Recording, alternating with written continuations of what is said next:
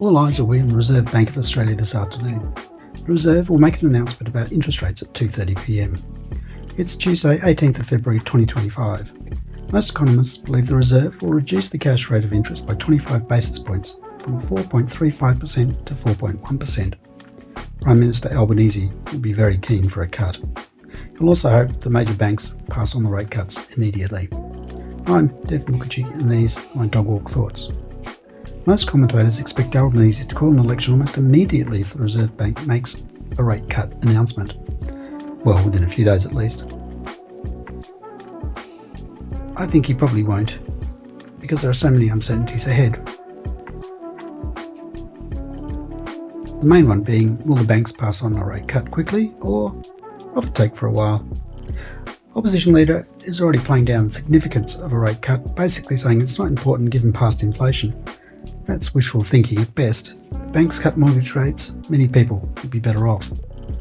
So why should the RBA cut the interest rate? Well, the main reason is the rate of inflation. The target rate of inflation is slightly above the Reserve Bank's preferred target of 2 to 3%. That's the underlying rate of inflation, not the headline rate, which is well below 3%. The fact that it's above 3% still gives the Reserve some reason not to cut. However, they want to cut before it reaches the target rate, otherwise they might overshoot and end up with too low inflation and potentially an economic recession. There's a small possibility the Reserve Bank won't cut the cash rate. Global uncertainty around things like Trump's tariffs, wars in the Ukraine, the Middle East and Congo. This uncertainty may keep the inflation rate high. We'll find out the Reserve's thinking this afternoon. Will Albanese call an election almost immediately if interest rates fall? I think that would be a mistake. Polls aren't looking great for him at the moment, and he needs the major banks to cut mortgage rates and then for people to see the difference in their bank accounts. An interest rate cut will allow the Albanese government to tout its economic credentials. The cut in interest rates gives Albanese the quad of good economic management: budget surpluses, despite projected deficits now and in the future, falling interest rates, falling inflation rates, low unemployment and possibly an interest rate cut. I believe for most people, the measure of good economic management relates to the cost of living. People are more concerned that their housing costs, bills, grocery costs are high than they are worried about the rate of inflation or whether the budget is in surplus or deficit. Too many people are struggling to put food on the table, to pay their rent or mortgage repayments, basically to survive.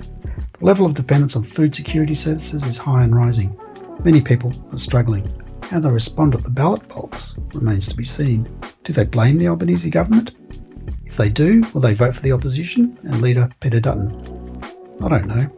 However, I do not believe that the opposition under Peter Dutton will make a significant difference for the poorest people in this country. Its signature policy of nuclear energy will increase the cost of electricity and will make many people much, much worse off.